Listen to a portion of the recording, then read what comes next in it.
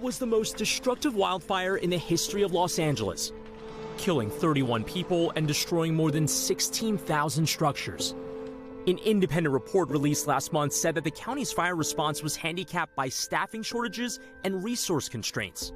This McChrystal Group report highlights the fact that we are not prepared if, God forbid, we have another emergency like this. Among the report's recommendations, exploring emerging technologies, including unmanned aerial vehicles and drones. The LA fires have accelerated the development of smart firefighting tech, from drones capable of starting controlled fires. The camera will flash pretty brightly, and then we'll have a temperature gauge that bounces around the screen to tell you how hot that specific heat is. To drones that can pinpoint and suppress real ones.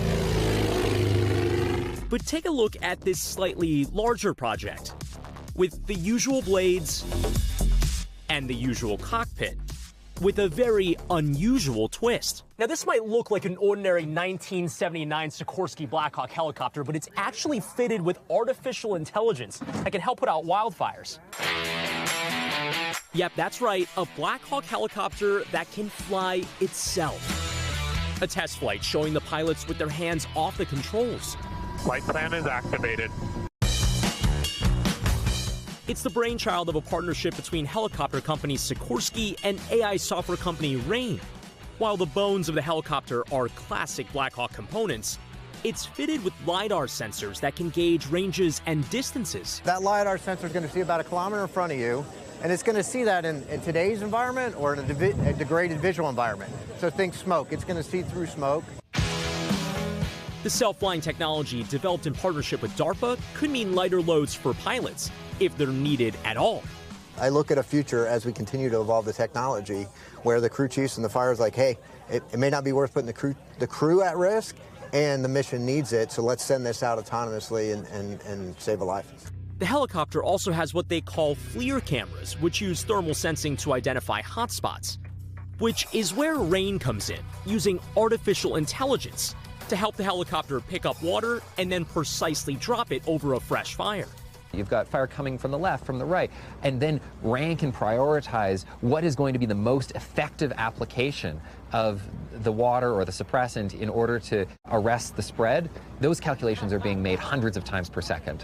CAL FIRE taking notice as the state agency announced a partnership with Sikorsky on a 5-year initiative to expand research and innovation on autonomous firefighting helicopters. The concept that Rain and Sikorsky are proposing suggests that we would be able to get these aircraft in closer and quicker to be able to suppress fire. Prepare for landing after this. These Blackhawks aren't a catch-all solution. We have to mitigate our way out of this. Drone swarms or other technologies aren't going to resolve this. They can absolutely be helpful. The most important way to leverage a lot of what we're doing already is to just mitigate the communities to live with and be resilient to fire.